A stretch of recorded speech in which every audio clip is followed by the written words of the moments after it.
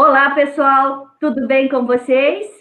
Sejam todos muito bem-vindos ao nosso evento internacional. Estamos honrados em organizar um evento tão grandioso. Eu sou a professora Claudete Werner. Agradecemos a presença dos acadêmicos da modalidade presencial, do semipresencial e do IAD da nossa Unipar. Agradecemos aos nossos egressos que estão nos assistindo. Agradecemos todos os convidados externos da Unipar. Saudações aos professores que farão parte do bate-papo. Professor Jaime. Olá, pessoal, boa noite. Professor William Fressati. Olá, pessoal, boa noite. Professor Tiago Piperno Bonetti. Boa noite, pessoal, tudo jóia? E é com imensa satisfação que nós cumprimentamos o nosso querido egresso, Juan Garay. Juan, olá a todos. Muito bem-vindo. Olá a todos, muito boa noite. Muito obrigado, professora. Obrigado, professores, pelo convite. Ah, que bom. Estamos muito felizes aí com a sua presença. Obrigada por aceitar o nosso convite. Como vai funcionar o nosso evento dessa noite? O evento será conduzido pelos professores Jaime, William, Tiago e eu. Nós iremos nos organizar e fazer perguntas ao Juan. E em qualquer momento, você que está nos assistindo, você deve participar, com perguntas. Você escreve as suas perguntas lá no chat e o professor Tiago irá apresentar as suas perguntas.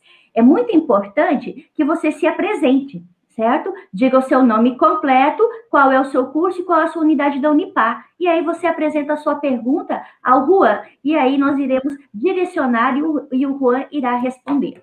Ok? Então, vamos lá. Para dar início às nossas atividades, eu convido o professor Jaime William Dias para fazer a apresentação do nosso ilustre convidado. É com você, Jaime. Obrigado, Claudete. Mais uma vez, boa noite, pessoal. É um imenso prazer apresentar o nosso convidado, o egresso Juan Garay. E o texto é longo, a apresentação dele é longa porque a carreira dele é uma carreira de peso, né? Então, vamos lá, ó. O nome completo é Juan Manuel Bonomi Garay, né? O Juan, ele é arquiteto de software, formado em sistemas de informação pela Unipar, da unidade Paranavaí, né? Então ele é da casa da Unipar. Ele se formou em 2004, já tem vários anos de carreira, né?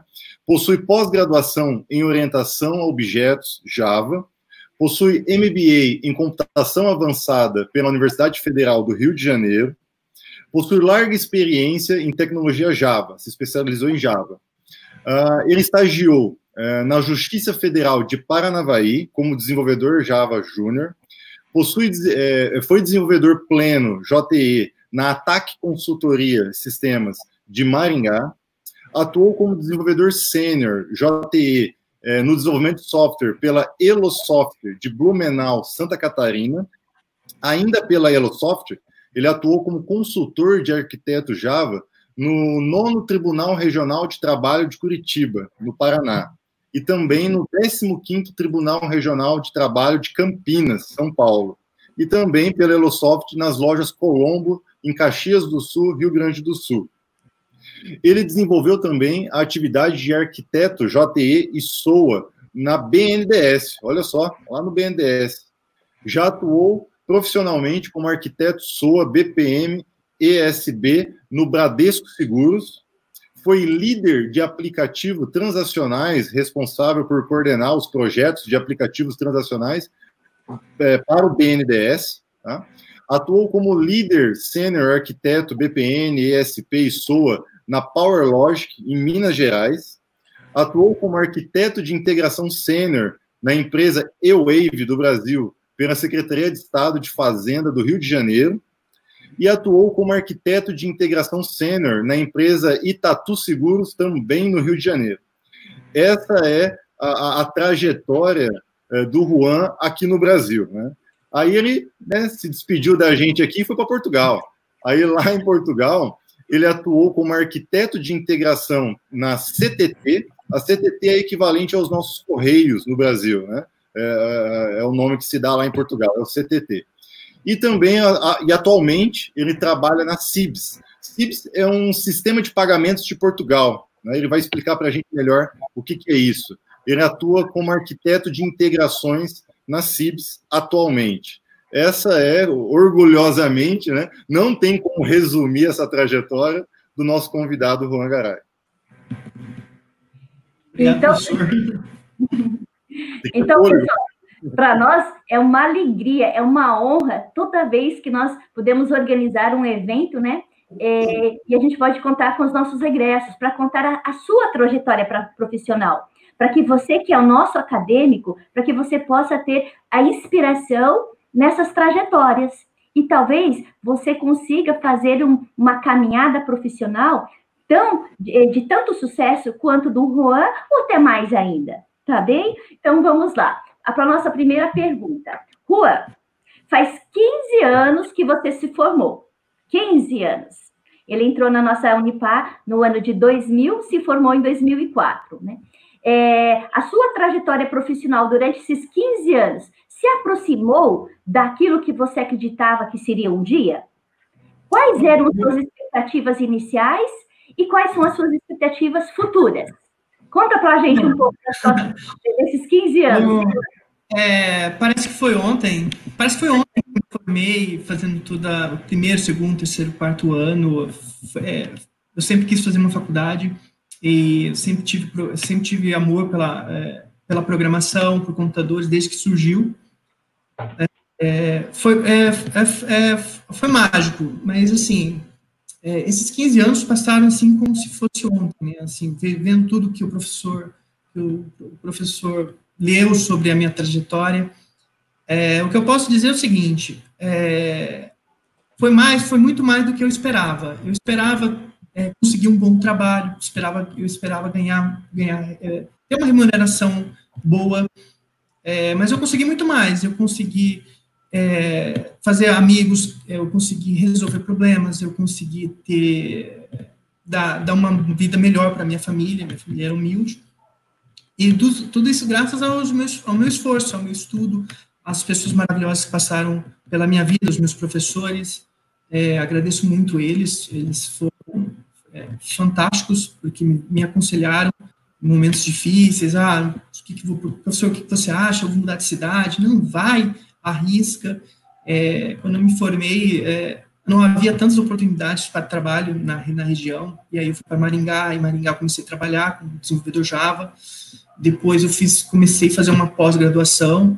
Na metade da pós-graduação, eu já tinha recebido uma proposta para trabalhar em Santa Catarina, e eu peguei com as duas mãos.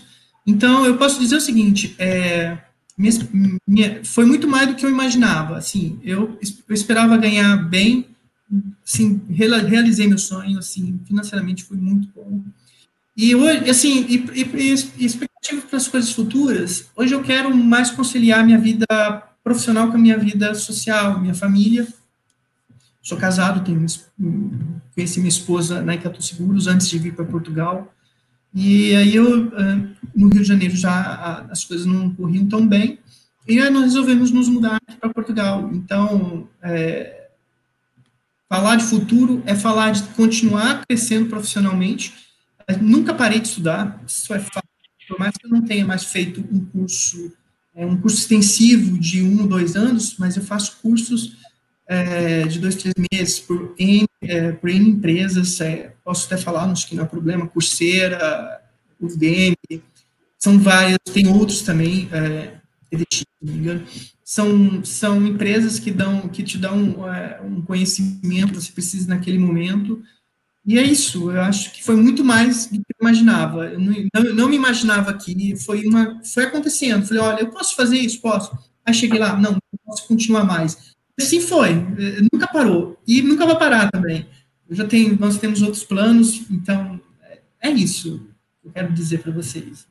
É continuar sempre estudando e almejando as melhores coisas que vai acontecer. Que ótimo. Obrigada, Juan. Olá, Juan. Agora, o professor William aqui, lembrando dos momentos seu de faculdade, né? Você é sempre muito prestativo, muito empenhado com as suas coisas, né? E aí, eu estou aqui lendo o seu currículo, né, e observando a sua ampla experiência aí em grandes empresas. Mas que bacana, que prazeroso é isso. E sempre você tem atuado aí como arquiteto de software. Aí eu te pergunto, quais os conhecimentos necessários para atuar como arquiteto de software? Eu acho que assim, é uma construção de uma carreira ao longo do tempo, né? Mas eu posso dizer assim, o que é fundamental, o que é base.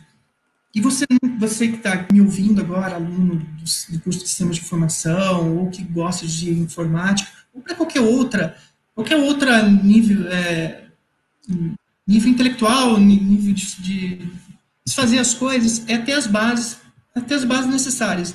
No caso de informática, é ter as bases de base de dados, bancos de dados, ter entender muito bem os diagramas de UML, os códigos, a lógica de programação. Isso não muda. Vai mudar a linguagem de programação, vai mudar algumas outras coisas, mas a lógica, os fundamentos da matemática, os fundamentos da computação, isso não muda. Então, você tem que prestar muita atenção.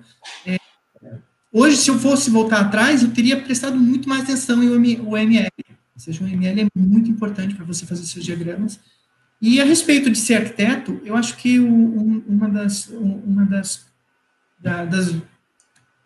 atitudes que a pessoa tem que ser é ser curiosa. Tem que ter uma curiosidade, tem que investigar, e além do que, tem que gostar de resolver problemas, porque a minha vida é resolver problemas. Existem problemas de diferentes tipos, com diferentes parâmetros, com um determinado tempo para ser resolvidos. Então, é isso, é resolver problema. Eu acho que a atitude, eu quero ser arquiteto, então comece a estudar e sempre ser curioso. Acho que a curiosidade é o que move o ser humano a sempre querer mais. Isso que eu passo. Eu sempre fui curioso, só um adendo, na minha turma, existiam pessoas que tiravam notas melhores que a minha. Eu me esforçava, mas não conseguia, mas eu sabia o que eu queria. Então, eu sempre tive assim, olha, eu não sei Java, vou aprender Java, depois da Java eu quero aprender no meu caso, lá atrás era MVC, que era uma coisa muito interessante na época, depois o JB, e assim vai sendo, entendeu? Então, é a construção do dia a dia e você ter um foco e traçar esse objetivo e sempre ser curioso. É isso que eu digo.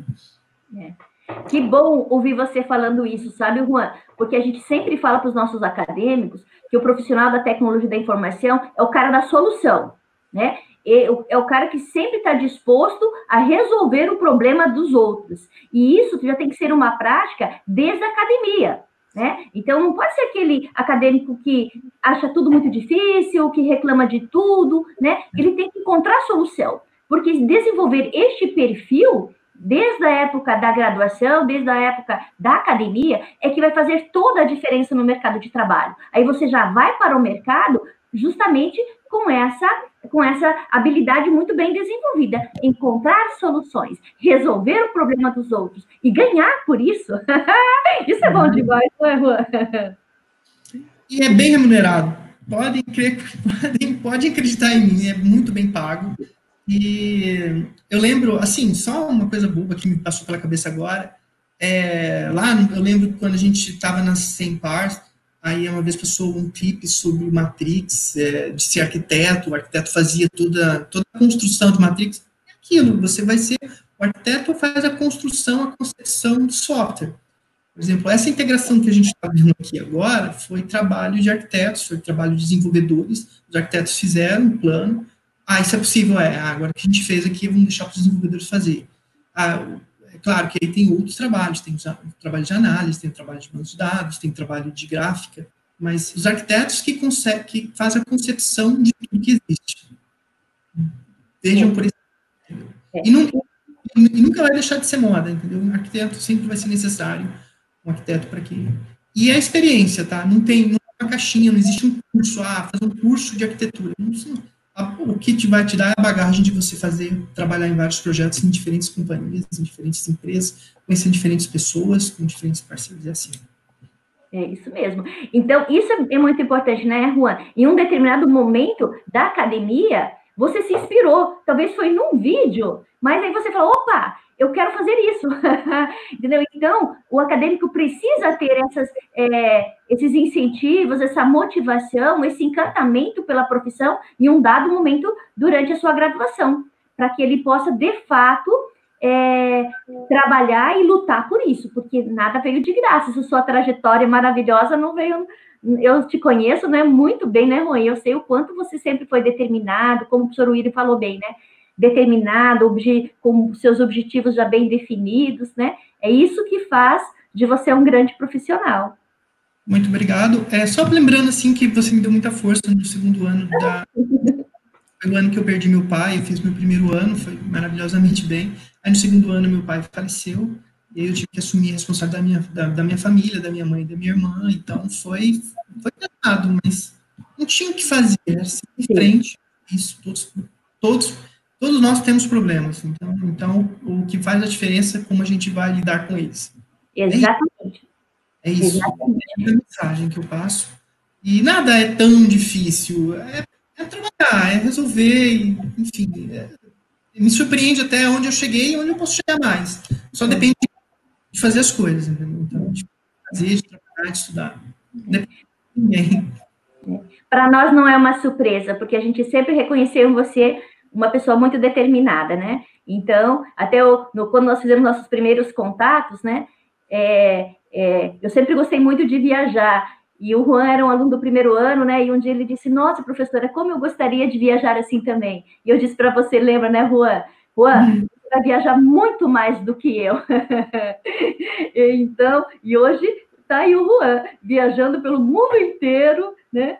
Conhecendo muitas pessoas diferentes, culturas diferentes, países diferentes. Então, a alegria de um professor é essa, né?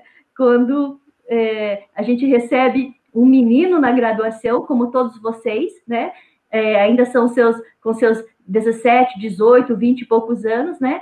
E depois esses meninos e essas meninas se transformam em grandes profissionais. Que bacana. Jaime? É isso aí, Juan. Eu citei no seu currículo aí a sua trajetória no Brasil, né? E assim como a Claudete já comentou, você anda viajando o mundo inteiro, né? E eu queria que você compartilhasse conosco a sua experiência de trabalhar numa empresa em Portugal, que é onde você está hoje, né? Falando para a gente sobre o cargo que você ocupa hoje, o trabalho que desenvolve e como foi o seu processo de visto de trabalho para ir legalizado no Portugal. Você frisou bastante para a gente que você foi com toda a papelada em dia, né, Juan? Certinho. Então, como que é isso? Né? Como é que funciona? Eu vou começar pela última. Vou começar pela última, você vai me lembrando o restante. E aí, para complementar, Juan, queria que você comentasse também como é que é a comunidade brasileira em Portugal. Existem muitas oportunidades. Eu acho que os nossos acadêmicos e convidados que estão assistindo a gente gostariam de saber como é que é a área de TI aí em Portugal, como é que é a comunidade brasileira aí onde você está hoje. Eu acho que essa é a mais fácil, mas existe muitos brasileiros. Os brasileiros aqui na área de TI eles são muito bem avaliados, porque a gente nós temos uma flexibilidade de fazer as coisas, uma alegria. Eles gostam muito dessa nossa alegria de fazer as coisas. Isso foi algumas entrevistadoras, quando vira e mexe, eu participo de alguns processos de recrutamento, ver se eu tenho interesse ou não, de trocar de empresa. E uma das entrevistadoras disse, olha, eu gosto muito dos brasileiros porque eles são descontraídos, eles são alegres, eles gostam de resolver problemas, não tem tempo ruim para eles. Então, isso é uma coisa bacana. E a comunidade brasileira aqui é enorme. Assim, não sei mensurar números, mas ano passado, mais de 50 mil pessoas, mais de 50 mil brasileiros conseguiram ter a legalização o título de residência. Vou falar agora a respeito do processo, né? Eu estava trabalhando na Cato Seguro, comecei em 2016, era arquiteto, e conheci minha esposa nesse meio tempo, e nós decidimos, depois de uma viagem que nós fizemos aqui na Europa, conhecer, pedalar em alguns lugares, nós mudamos para o Brasil e nós falamos, o que você acha de a gente mudar para Portugal ou para algum outro país? Eu falei, vamos. E aí nós começamos a fazer todo um processo. Qual é esse processo? Primeiro, fazer uma alteração no LinkedIn. Isso é importante, eu vou falar um pouco mais sobre o LinkedIn, eu acho que é uma das redes mais importantes, assim, que a pessoa, de profissionais que a pessoa tem que ter, tem que sempre estar atualizado. E nós fizemos a alteração e começamos a se candidatar a oportunidades de trabalho aqui em Portugal. A partir desse momento, nós começamos a fazer entrevistas remotamente. Eu fiz entrevista para várias empresas, isso é normal, você vai fazendo, minha esposa também fez. E aí, quando deu certo de uma empresa, realmente gostou do nosso perfil, a gente deu tudo certo, qual é o procedimento? O procedimento não mudou muito, mas eu vou falar rapidamente. E quem tiver dúvida do procedimento, me manda um e-mail, pode me adicionar no LinkedIn, pode me adicionar no Facebook, não é problema, eu explico. Não precisa pagar nada para ninguém, está tudo público. Bom, só rapidamente falando sobre o processo. Então, uma vez que a empresa gostou de você, está tudo certo, a empresa ela vai enviar um e-mail, que é uma carta convite. Esse e-mail, ela vai mandar um e-mail, mas logo em seguida ela manda uma carta registrada para o teu endereço no Brasil. Essa carta registrada, você vai lá no consulado português, no caso de Portugal, e você dá entrada. Demora de 40, depende do tempo, entre 30 e 60 dias, para que o consulado português faça todos os trâmites legais, e aí, sim, quando ele te der tudo ok, você vai levar o teu passaporte, vai pagar uma taxa, não lembro, não recordo o valor, mas não é muito alto. Com essa taxa paga, aí no outro dia seguinte, você já leva o passaporte, eles fazem o registro, já faz o registro no teu passaporte, aí você já está livre para poder vir para Portugal legalmente. Tem pessoas que vêm para Portugal trabalhar como turista e faz o processo? Tem. Eu conheci pessoas, não foi ninguém me contou, eu conheci pessoas que vieram assim.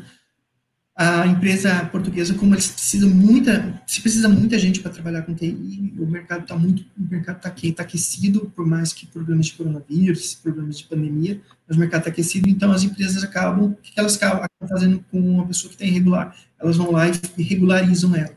Mas não são todas as empresas que fazem.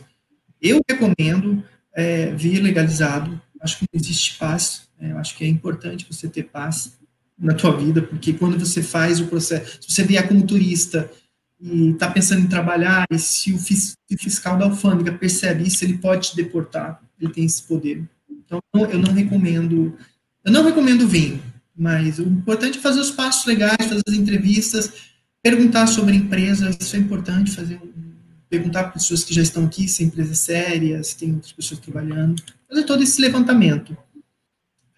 Professor, qual era a outra pergunta mesmo? Feito... O cargo que você atua, o que você faz hoje? Sim. Hoje, desde quando eu vim para antes de eu vir para cá, eu já estava bom, vamos lá, já estava mudando de novo, essa metamorfose ambulante.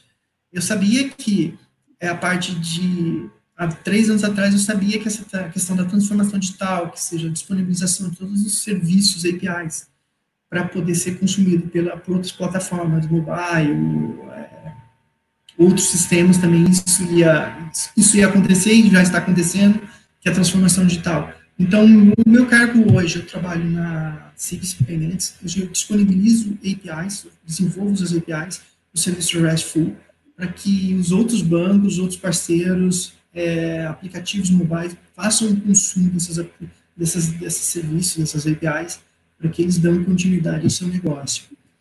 E como é trabalhar com uma empresa portuguesa, tem umas diferenças, assim, eles são mais diretos, por exemplo, na questão da feedback do seu trabalho.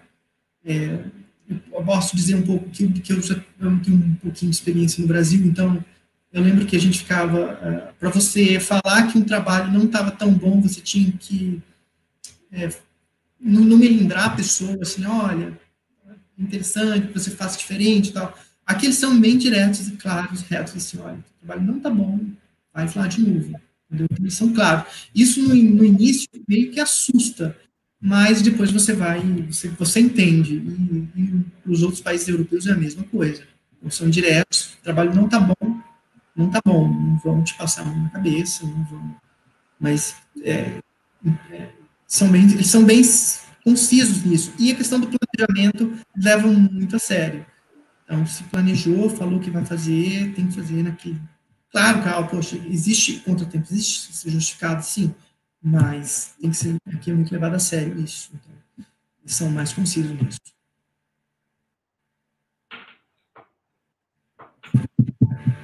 Ok. Ô, Thiago, temos perguntas aí no chat? Temos a participação aqui do Ailton. Ele queria fazer uma pergunta para o Juan. A pergunta do Ailton é a seguinte: Juan, quais são os principais desafios em sua jornada? Opa. Só um minutinho, pessoal. Acho que a gente teve um... O Juan caiu. O Juan está voltando aqui já. Já vou colocar ali. Só um minutinho. Então tá bom. Desculpa. Estamos de volta. Foi mal.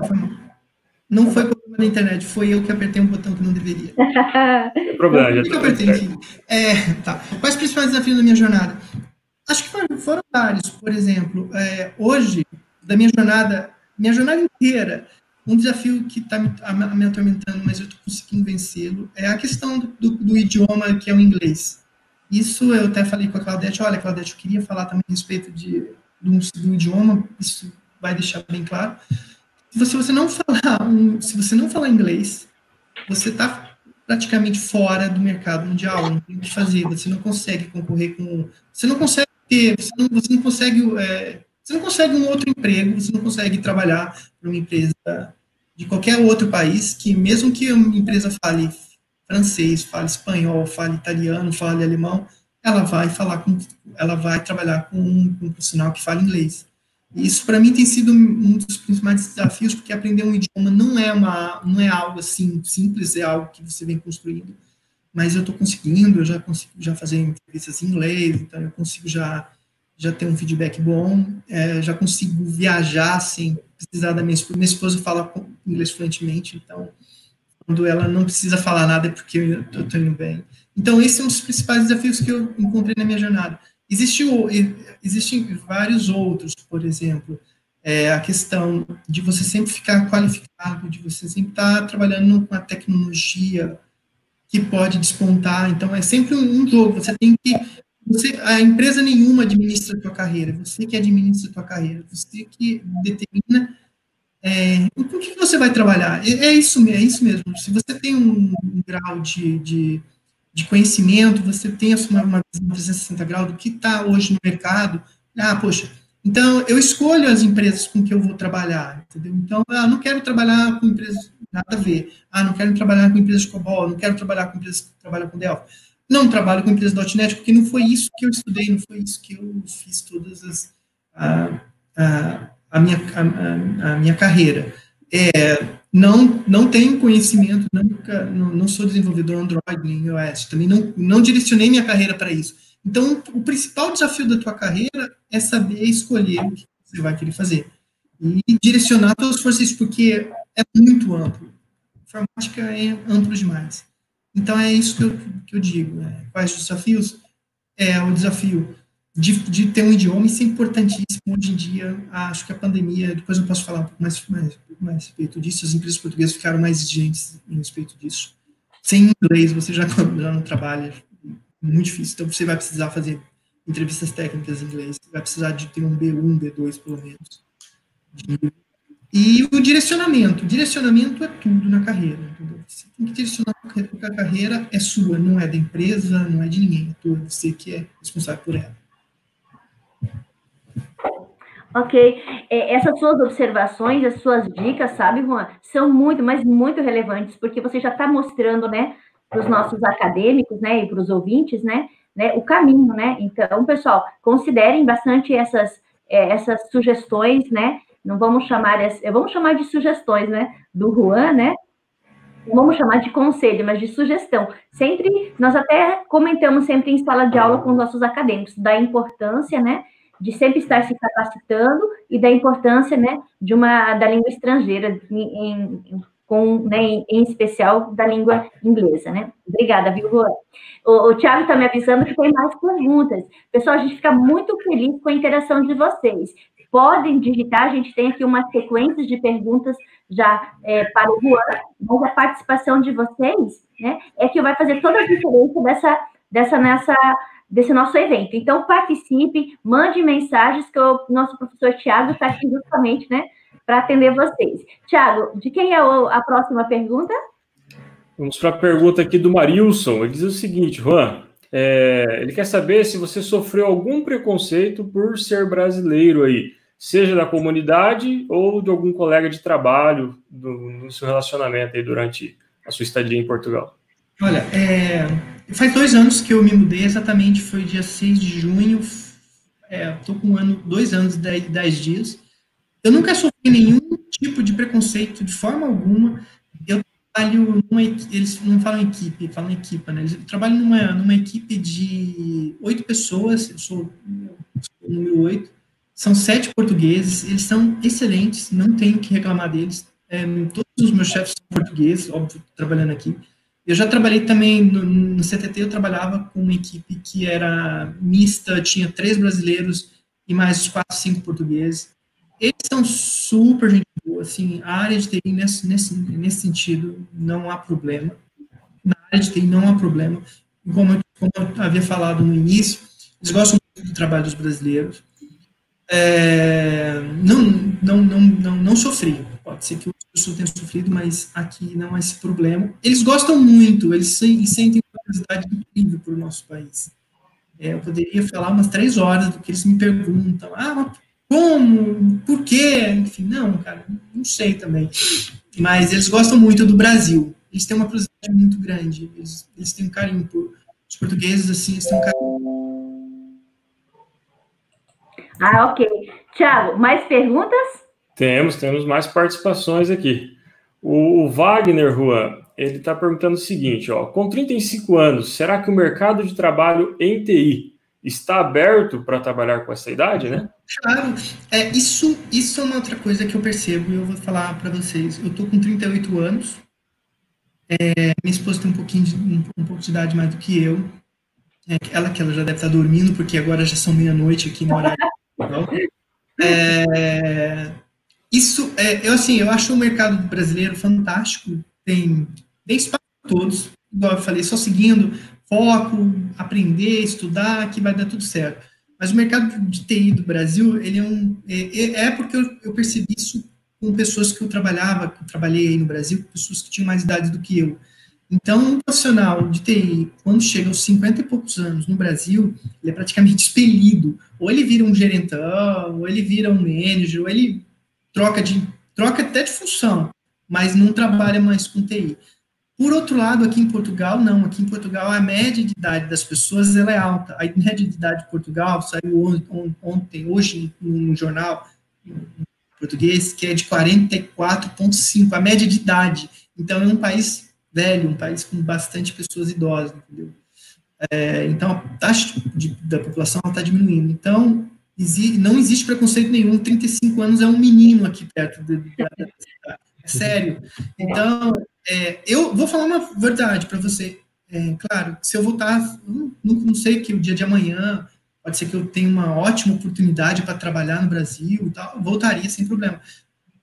Mas eu teria dificuldades, com certeza, a idade já começa a pesar, já, entendeu? Então, aqui, a média de idade, então, eu trabalho com pessoas muito mais velhas do que eu, são pessoas desenvolvedoras com 55, trabalhei com pessoas com 65, 63 anos, porque a idade da reforma, a idade da aposentadoria aqui, é 66,7, ano que vem vai para 67.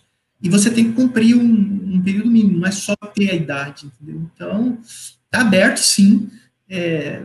Eu não sei o dia de amanhã, mas eu pretendo ficar aqui mais algum tempo. Eu estou com 2 anos de residência legal, com mais 3 anos eu posso requerer a cidadania portuguesa. É um dos meus objetivos também. Então, pode vir aqui tranquilo, assim. Não vai ter problema nenhum. 35 anos, super jovem, né, William? Com certeza. É um menino. É um bebê. Você achando velho com 35 anos, né? Fica super tranquilo, o mercado está muito aquecido para todas as idades. O professor Jaime, acho que tem alguma coisa para complementar sobre isso, né, professor? Eu ia comentar, 35 anos tá jovem ainda no mercado, e o mercado de trabalho, assim, pelo menos as empresas que eu tenho contato, elas não olham a idade, elas veem a parte técnica, até porque está faltando profissionais no mercado. Como eu sempre digo, profissionais qualificados, né? Então, se você tem 60, 70 anos, mas é um profissional qualificado, o mercado está consumindo. Não se preocupe que a idade não vai ser um problema. Opa! Outro dia, né, professor Jair, nós estávamos compartilhando, até numa palestra que nós fizemos, né, de uma pesquisa, onde dizia assim, que o mercado para os profissionais da tecnologia está tão competitivo, né, está tão aquecido, que na área da tecnologia não faltam clientes, né? Que tem muita demanda. Que na área da tecnologia, na verdade, o que está faltando são bons profissionais, né? Profissionais qualificados, capacitados. As empresas não estão conseguindo atender o número de projetos por falta de profissionais. Essa é a realidade hoje. Né? Tem demanda de trabalho, mas não tem profissionais para montar times e equipes para desenvolver esses projetos. É isso que a gente vê nas empresas de hoje no mercado. Isso mesmo. Nós temos mais perguntas, mas eu vou dando sequência àquilo que nós planejamos, mas mandem as perguntas, que daqui a pouquinho eu chamo de novo o professor Tiago, tá, Tiago? Né? E o Tiago já vai apresentando as próximas perguntas, mas fiquem à vontade em continuar mandando. O Juan, você estava falando sobre o seu contato com o LinkedIn. Nós gostaríamos que você compartilhasse com a gente a sua experiência com as redes sociais.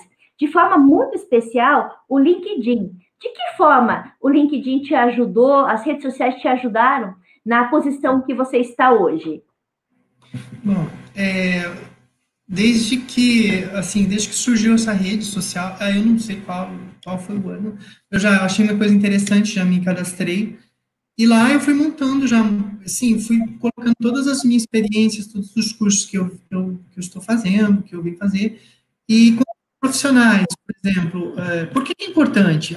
Mas é só uma coisa para você buscar um emprego. Não é isso. Por exemplo, se eu quero saber,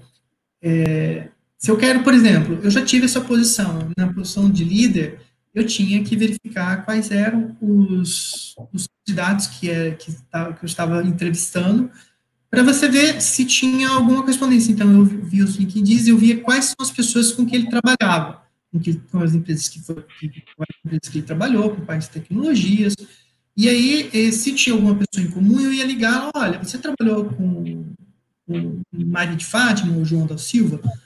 Trabalhei. Como é que ele é? Ele é muito bom. Maria, ela tem um problema, mas ela consegue fazer as coisas. Que legal. Então, a rede social serve para isso, para você ter esse networking de contatos. Por exemplo, eu quero, por exemplo, me candidatar a uma empresa, eu vou primeiro ver a página dela no LinkedIn, claro, eu vou na página institucional, mas eu vou ver quais são as pessoas que trabalham. Eu posso lá chegar a fazer uma pergunta para quem eu não conheço, às vezes eles me respondeu, como é trabalhar, como foi ter trabalhado? Porque você fica um histórico da tua vida profissional nessa rede social.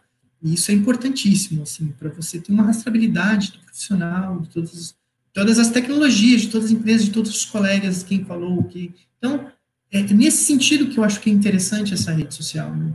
A rede social que faz essa união entre empresas, empregadores e empregados.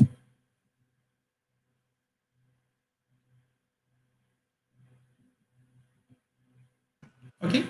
Ok. William, agora a pergunta é sua. Olá, Juan. Juan, assim, quais são as expectativas de mercado que vocês enxergam para a computação no Brasil e no exterior? Bom, essa é uma pergunta bem ampla. As coisas mudaram, isso é fato. O mundo como nós conhecemos hoje como nós conhecíamos há 3 meses atrás já não é o mesmo. Muitas coisas vão ter que ser reescritas, vários protocolos, procedimentos. E na questão da informática isso também mudou. Antes sempre se tinha a possibilidade de fazer o trabalho home office, o teletrabalho, o trabalho em casa.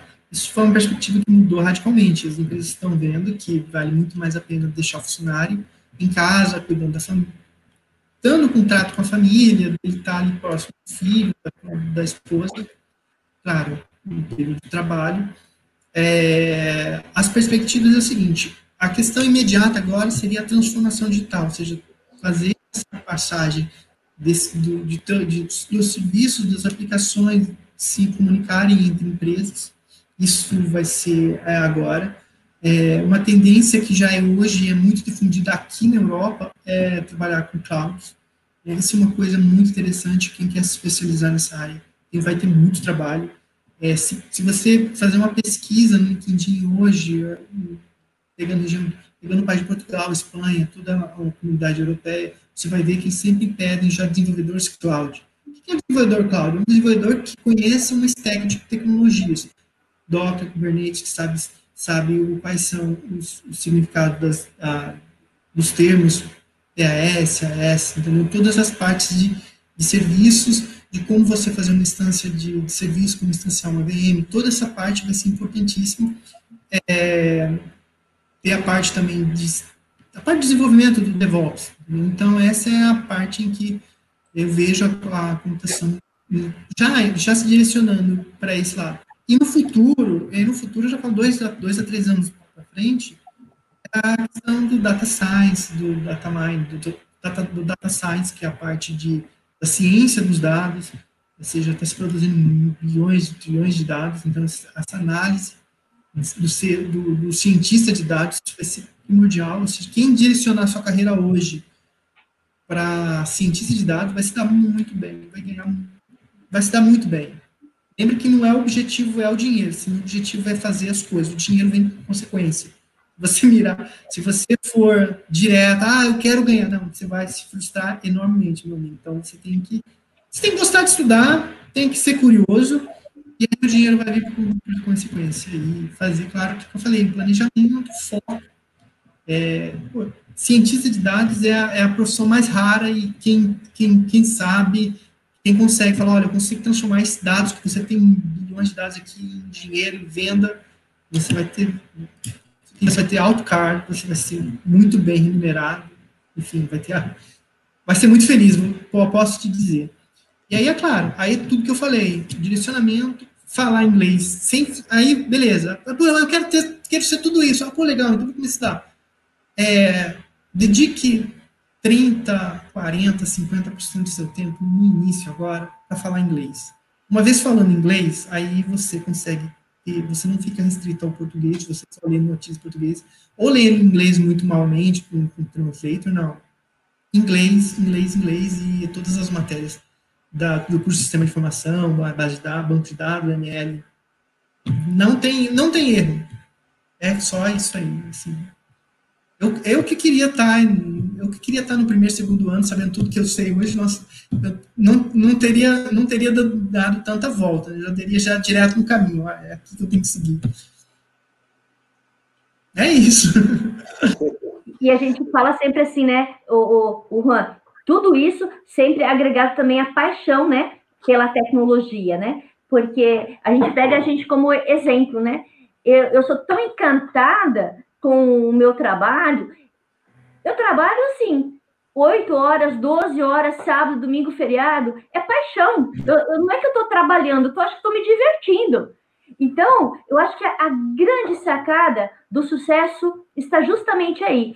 A gente não se preocupar em quanto você quer ganhar, mas sim em se preocupar, né, se você realmente, né, está desenvolvendo a sua atividade por paixão, por amor, né, se sentir realizado naquela atividade, né, e às vezes isso, que nem você deu o exemplo, né, do cientista, né, de dados, né, então, às vezes a pessoa, ela fala assim, mas como eu faço para ser um cientista de dados? Na verdade, é uma caminhada, é uma trajetória, as coisas vão acontecendo na medida em que você vai desenvolvendo suas habilidades, na medida que você vai se dedicando, vai se esforçando, e as oportunidades vão aparecer naturalmente pelo seu esforço, né?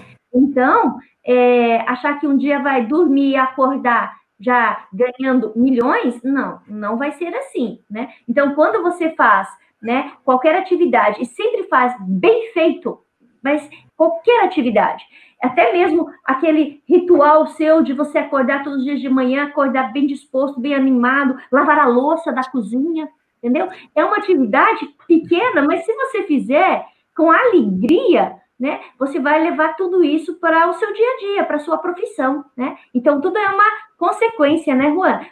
Pontuar nesses tópicos que você está enfatizando muito bem, que eu acho fantástico, né? Mas sempre observar, né? Estou fazendo o meu melhor?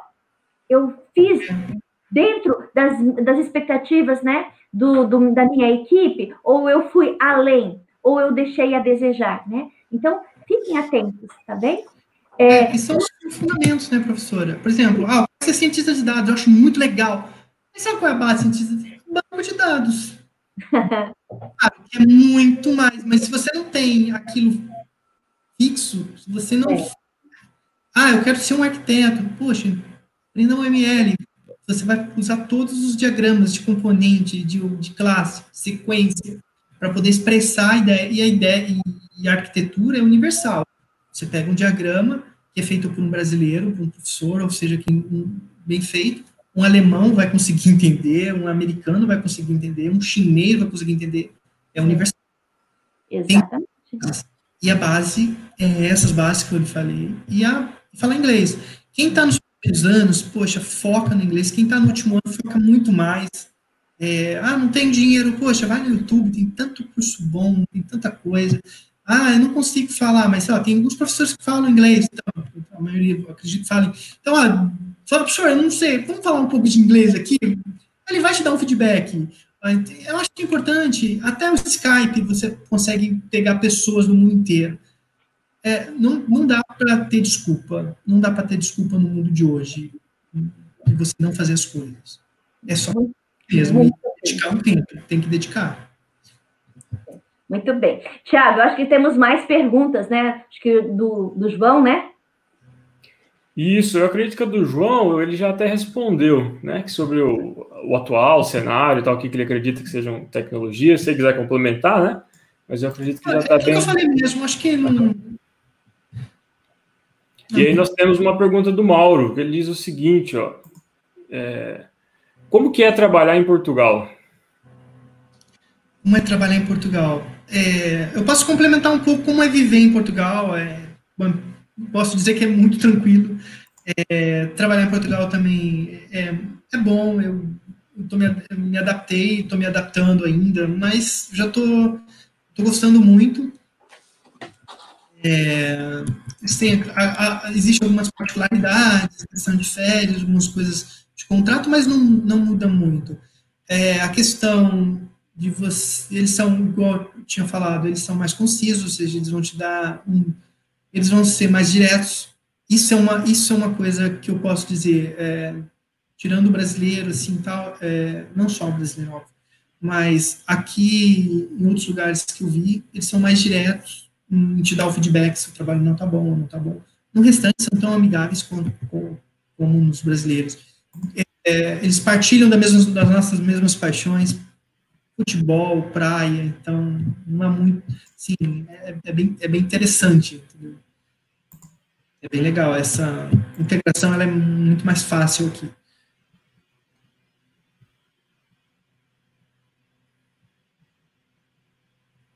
Opa, estava muda.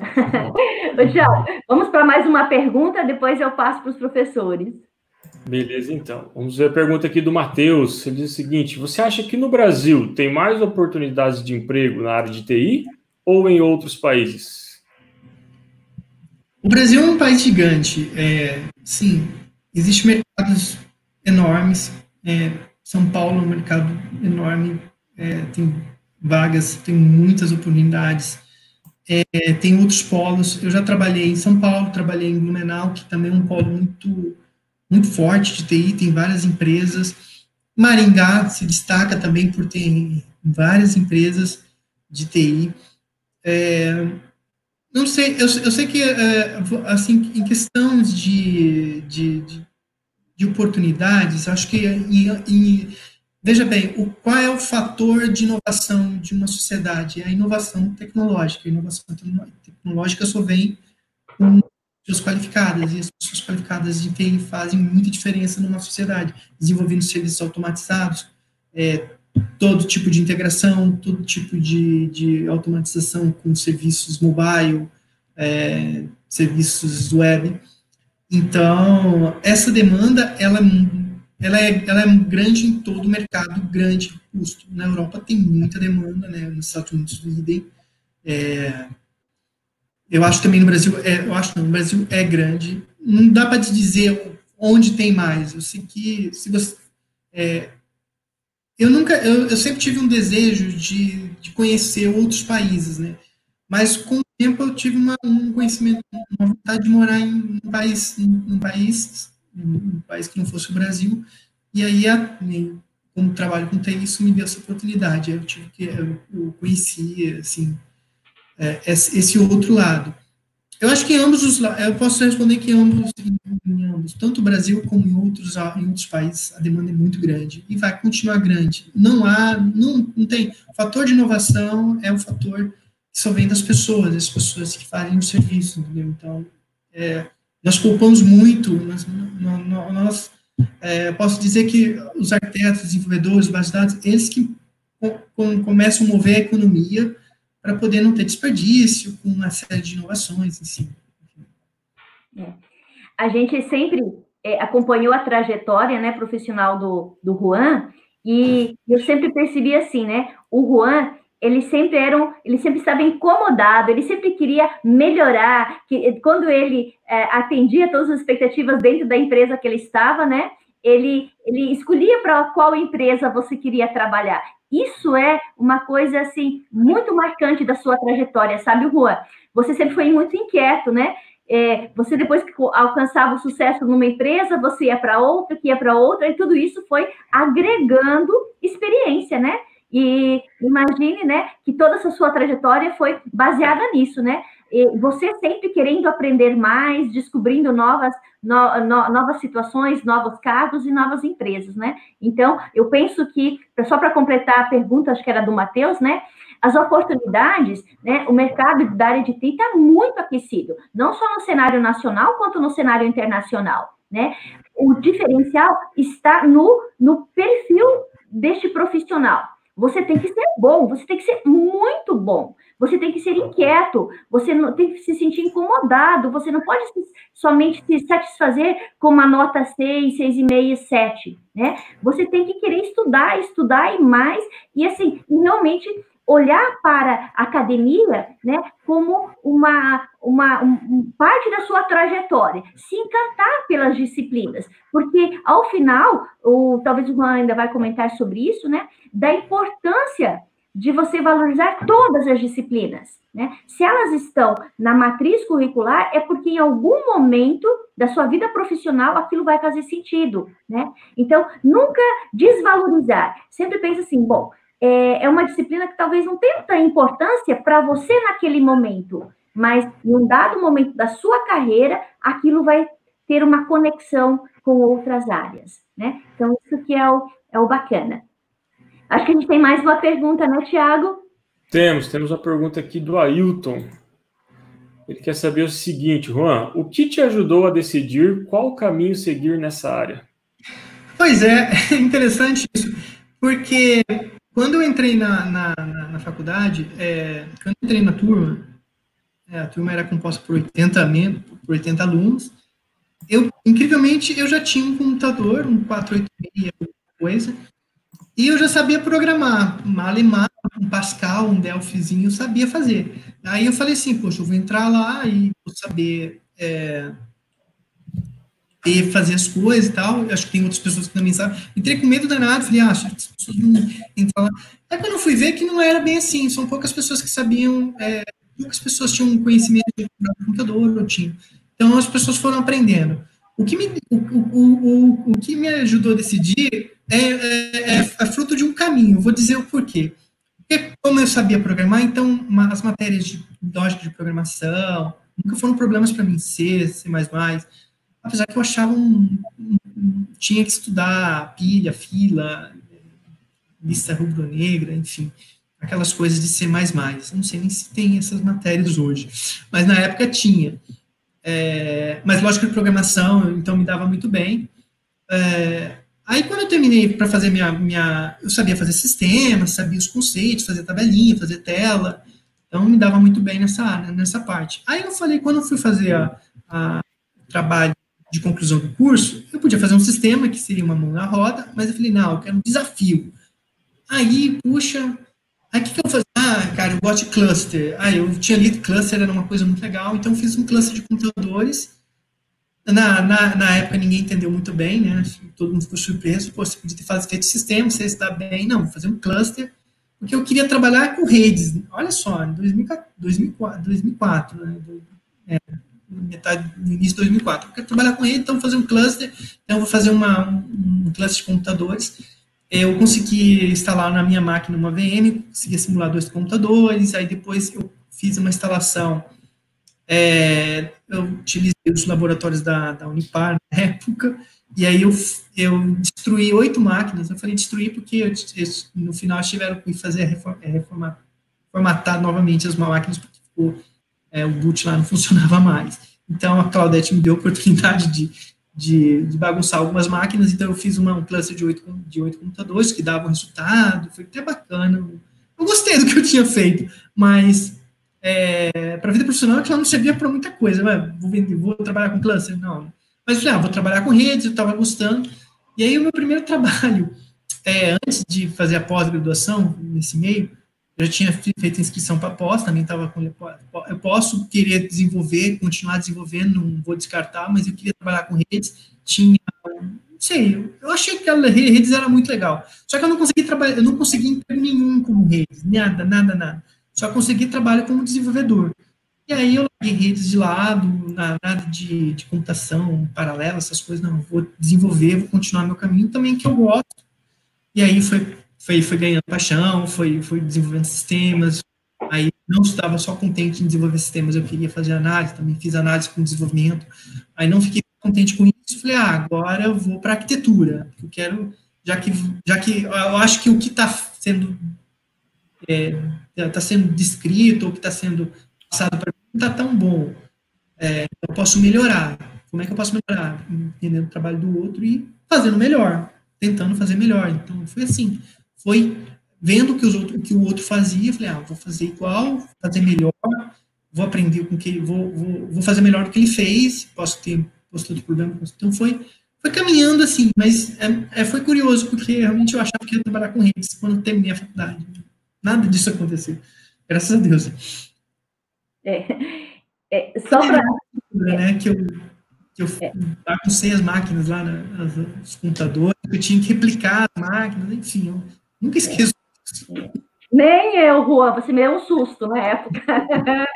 Mas, pessoal, eu só queria complementar essa observação do Juan. Muitas vezes nós temos o acadêmico, durante a sua trajetória, ele diz assim para os professores, não, a minha área é redes, a minha área é banco, a minha área é programação. E eu digo assim, permita-se experimentar.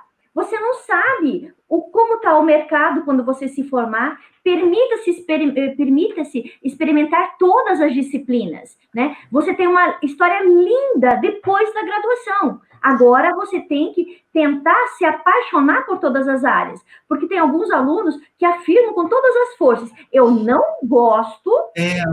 eu já ouvi isso. Não gosto, às vezes, porque não conhece, né, Claudete? Sim. É verdade isso, assim, a gente tem, nesses anos de professor, né, tem visto que muitos acadêmicos que falam que eu gosto disso, eu vou fazer isso, de repente aparece uma oportunidade em outra área, sim, ele se dedica e acaba se apaixonando. Isso é muito bacana. Tá vendo? O é um grande exemplo. Nossa, 2 minutos. O Thiago, faça a última pergunta, Thiago. Acho que tem um aluno, né? Podemos escolher só mais uma. Qual que é a última pergunta para nós, Thiago? Tá, vou colocar na ordem aqui a do Lucas, então. Vamos lá. Ele pergunta o seguinte: como está o cenário da informática diante desta pandemia mundial? É fundamental, é uma das áreas que não sofreu abalo, é uma das áreas que aumentou a demanda. Claro que houve uma exigência maior, por exemplo, porque é fato que as empresas querem cortar custos, isso é fato. As empresas perderam muita receita, teve setores inteiros que pararam, o setor do turismo, o setor de viagens, enfim, outros setores de esportes. Então, teve setores que pararam mesmo. E a informática foi um dos poucos setores que não pararam. Então, o cenário de informática se revelou fundamental e estratégico para cada país. Então, é muito importante, assim, nós temos, todos nós, vocês agora que estão fazendo o curso, estão para terminar, ou estão terminando, estão no meio, é importante ter essa noção que o profissional, ele vai ser muito bem precioso onde quer que ele esteja, se ele esteja no Brasil, ou em Portugal, nos Estados Unidos, ele vai ser um diferencial, para poder prover novos serviços. Por exemplo, a questão da pandemia trouxe um cenário onde que as pessoas tinham que fazer isolamento social. Se, por exemplo, vou dar um exemplo assim que veio na minha cabeça agora, sim, se a parte dos drones no Brasil tivesse muito mais regulamentada ou tivesse funcionando, olha que interessante, você poderia fazer várias empresas de entrega, onde que a comida ou os alimentos eram captados na distribuidora e é posto na sua residência sem ter contato. Aqui, quando houve a pandemia, houve uma corrida grande para os serviços de entrega, Uber Eats, Glovo, entendeu? Então, veja bem, e assim, para isso acontecer, precisa do drone, precisa de software, para poder fazer o pedido, precisa de aplicativo, precisa de todo tipo de profissional, do arquiteto ao designer, desenvolvedor, base de dados, gerente de projeto, analista, para fazer, por exemplo, fazer um drone que tem uma especificidade, precisa de uma engenharia embarcada, de uma engenharia embarcada naquele dispositivo. Então, é fundamental, não tem que seja. E se mostrou e se mostra o diferencial da sociedade. Ou seja, nós temos um papel muito grande de ter essa responsabilidade de construir esse mundo. Esse mundo que está por surgir. Está surgindo já. Ok. Temos muitas perguntas, Juan. E a gente está com dó de ter que encerrar, e a gente decidiu que a gente vai escolher mais uma, né? Então, o professor Tiago, você pode colocar mais uma das perguntas para o Juan? Beleza, vou colocar aqui, Juan, a do Natanael, lá de Umuarama, diz o seguinte: qual a sua visão e perspectivas, né, sobre o trabalho remoto, principalmente ser contratado por uma empresa internacional trabalhando no Brasil? Isso é o que vai acontecer muito. Por exemplo, isso é uma tendência, já que algumas empresas já fazem isso. A IBM fazia isso há muito tempo atrás, há mais de 10 anos, ela já contratava profissionais que moravam no Brasil. Conheci vários profissionais, amigos meus que trabalhavam para a IBM remotamente, trabalhavam para projetos internacionais pela IBM. Agora, com a pandemia, vai ter muito, ou seja, a questão de você trabalhar remotamente vai ser um novo padrão por uma infinidade de coisas, por uma infinidade de vantagens. Isso não vai também te deixar de você não conhecer a pessoa. Pode haver reuniões semanais, mensais, mas que o trabalho remoto veio para ficar, isso é fato. Teletrabalho e tal. E aí eu vou falar de novo. A chance de você conseguir um trabalho morando no Brasil é muito grande, se você for um bom profissional. E relembrando de novo, esse recrutador, essa empresa que vai falar com você, vai falar inglês, então você precisa ter um inglês muito bom. Então, o inglês é praticamente saber ler e escrever novamente. Se você não tiver um inglês fluente, você não vai ter essa abertura, praticamente o mundo inteiro se apaga, somente o Brasil vai ficar aceso para você. Isso dependendo, porque às vezes tem empresas também brasileiras que precisam de inglês, e aí também essas empresas não vão olhar para você também. Então, inglês, gente. Não tem como correr. Se eu tiver assim, na minha carreira, olha que legal, ele só fez coisa bacana. Mas tem uma coisa, assim, que eu deixei postergar por muito tempo, e no ano passado pra cá eu comecei a, não, você não fala inglês, você tá fora. É isso. Então, é uma das coisas que eu realmente deixei de lado. Eu sei inglês, consigo ler, escrever, tudo bem, mas é importantíssimo falar. E hoje eu sinto como se eu tivesse inglês lá no passado, teria me ajudado muito mais. Então, é falar inglês. É esse o recado. Estamos Desculpa. Pode finalizar. Não, é só isso mesmo, é só esse recado. Ah, tá certo. Juan, estamos tentando finalizar, mas... Thiago, do Jackson. Nós temos uma pergunta aí de um querido acadêmico que quer conversar com você também. Isso, o Jackson, lá do 3º ano de Sistemas de Informação, ele diz o seguinte, né? Pensa em fazer especialização em segurança da informação. Como está a procura por este profissional em Portugal? A segurança da informação, existe uma grande demanda. Eu trabalhava só com um caso curioso, eu trabalhei numa empresa que era um CTT, que, na verdade, eu não trabalhava diretamente com o CTT, eu trabalhava com consultoria que eu tinha um contrato com o CTT, mas, assim, essa consultoria, ela tinha alguns clientes.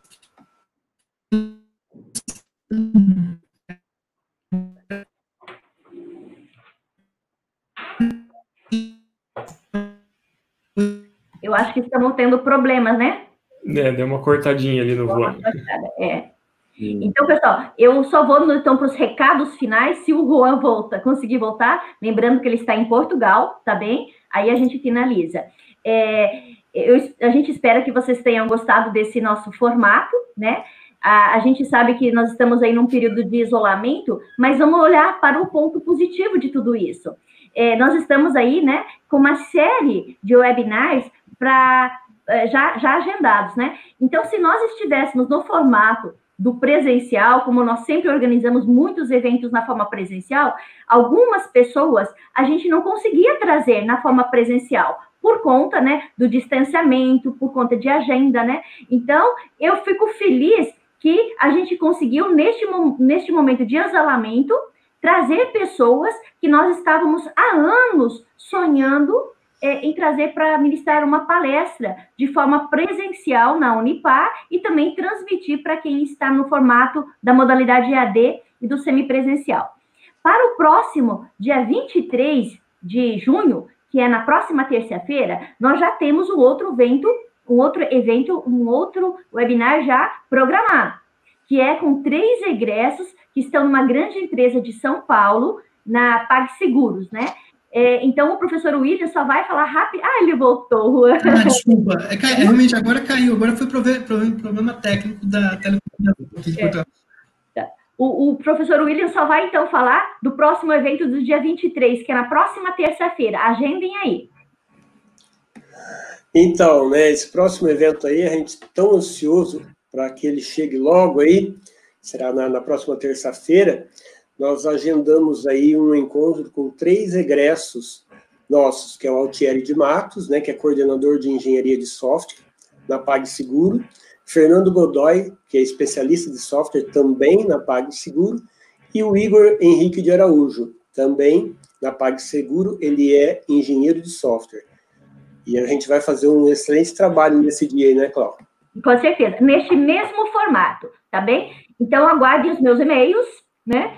Que raramente eu mando, mas quando eu mando, eu gostaria que vocês ficassem atentos, né? Para vocês se inscreverem. Juan, infelizmente o nosso tempo acabou. Eu só queria te perguntar assim, se você pudesse deixar o último recado para os nossos alunos, para os nossos acadêmicos e para quem está nos assistindo, o que você diria para eles? Olha, para você ver que como o tempo passou, né? Então, há uma frase aqui de um ex-amigo meu, amigo meu, que esteve aqui em Portugal recentemente, até terminou o mestrado dele, e foi uma pessoa muito bacana comigo. Quando eu fui para o Rio de Janeiro, ele foi me receber, ele me disse uma frase que eu nunca vou esquecer, e eu repito, que eu deixo para vocês, que o tempo é uma riqueza que nós só gastamos. Então, o tempo é um recurso muito valioso. ele não volta atrás. E é imprescindível que vocês usem muito bem o tempo de vocês. Então, volta atrás. Poxa, quando eu tinha 20 e poucos anos, pô, que alegria e tal, com 35, daqui a pouco 38, enfim, mas é o tempo. Acho que é esse o recado. E foco, aquilo tudo que eu falei, não vou repetir, é isso. Acho que é importante a pessoa ter um planejamento do seu tempo, fazer todas as coisas para conciliar sua vida profissional, sua vida acadêmica, sua vida familiar, enfim. Esse eu deixo para vocês. E eu fico aberto, qualquer dúvida, vocês podem, é muito simples me encontrar, é só digitar Juan Garay lá no Facebook ou no LinkedIn, pode me adicionar. Se teve perguntas que acabou não respondendo, Juan, queria saber mais, vai lá, me pergunta, eu sou bem acessível, vai lá, me adiciona, pode perguntar, eu vou responder todas lá. Não vou responder todas de uma vez, se cai muita também, mas eu vou responder todas, eu prometo. Sem problema nenhum, e podem lá fazer contato comigo, curiosidades, essas coisas todas. Que bom, que bom. Então, vamos se despedindo, então. Passo a palavra, então, para o professor William Fressati. Olá, pessoal. Então, deixo aí um abraço para todos. Convido vocês, relembro da participação do próximo evento, dia 23, e vamos estar aí juntos. Até mais. Professor Tiago, responsável por todo esse formato da transmissão, responsável em colocar a gente no ar, em organizar nosso evento. Obrigada, viu, professor Tiago? Obrigada mesmo, né? Pessoal, espero que vocês tenham gostado aí. Foi legal demais a participação de vocês. Semana que vem a gente se encontra aqui de novo, tá bom? Obrigada. Professor Jaime fez o primeiro contato com o Juan, fez as negociações, trouxe ele para esse nosso evento aqui ao vivo. Muito obrigada, professor Jaime. Eu que agradeço a todos pela presença, agradeço em especial ao Juan Garay pela participação, por aceitar o convite. Nós já estávamos tentando trazer ele há muitos anos, né? Desde que ele ainda estava no Brasil, mas a agenda nunca batia e esse formato nos possibilitou a trazer aí a sua vasta experiência de mercado para todos nós. Muito obrigado mais uma vez e obrigado a todos. Que bom. Juan, eu desejo que Deus te abençoe, te proteja, te ilumine, que você tenha muito sucesso e muita, muita saúde para você e para sua família. De todo o nosso coração, obrigada por ter aceitado o nosso convite, por compartilhar a sua trajetória com nossos acadêmicos, com os nossos egressos, para quem está nos ouvindo. Muito, muito obrigada mesmo. Pessoal, então, muito obrigada. Pedimos desculpas, passamos aí 12 minutos, né? Mas o papo estava bom, muitas perguntas, algumas a gente nem conseguiu colocar aqui no ar, mas a gente se vê. No próximo dia 23, vou mandar aí as mensagens para vocês se inscreverem. Fiquem com Deus e bons estudos. Tchau, gente, até mais.